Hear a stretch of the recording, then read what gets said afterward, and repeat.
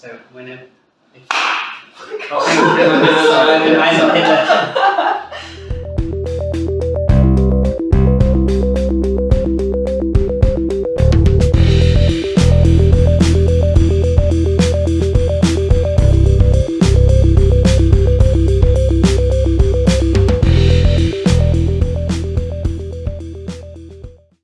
question. Where do you come from?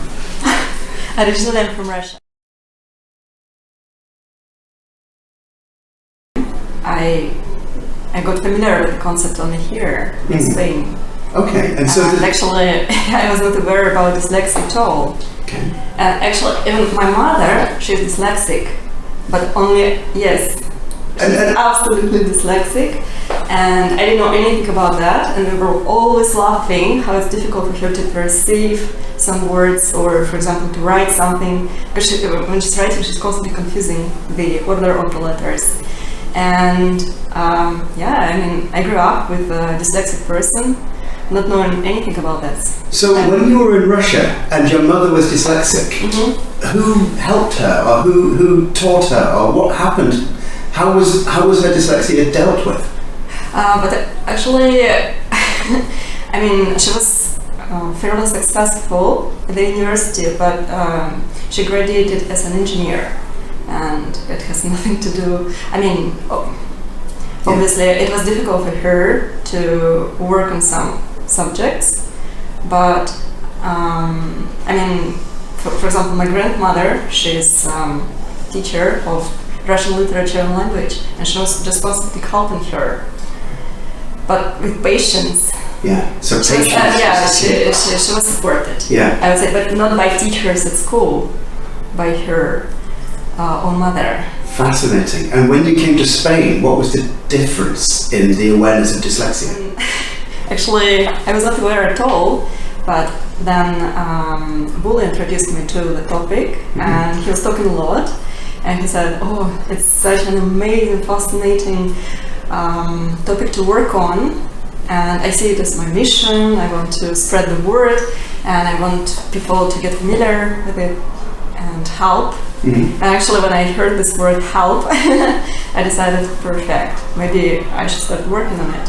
And then actually realized that probably 70% of people, even more, they're dyslexic here in Spain. Yeah, and so you work in a place where they have a project called This is English. And can you tell me a very small amount about that? About the project, yes, because again, we didn't know how to work with the students, we didn't have materials, and we just started doing research, collecting information as much as we could. And what was really great, that we actually could put into practice everything that we gathered before.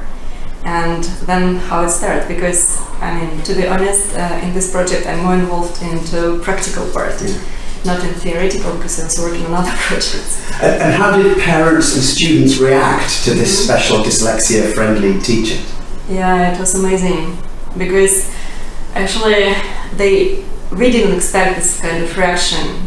They were so grateful when they were coming to classes, and they were grateful that somebody can understand their problems, pay so much attention, that they are treated individually.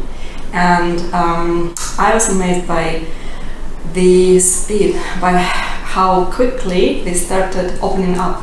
For example, in my classes, I got students and they told me we would never say even a word in our classes at school. And in my classes, they were talking about, I would say, fairly advanced topics. Yeah, they were talking about culture, about paintings, and video games, and other interesting stuff. And that was fascinating. And parents were grateful.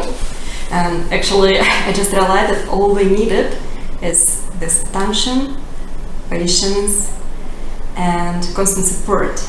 And that's what has been lacking in previous... Exactly. In previous institutions or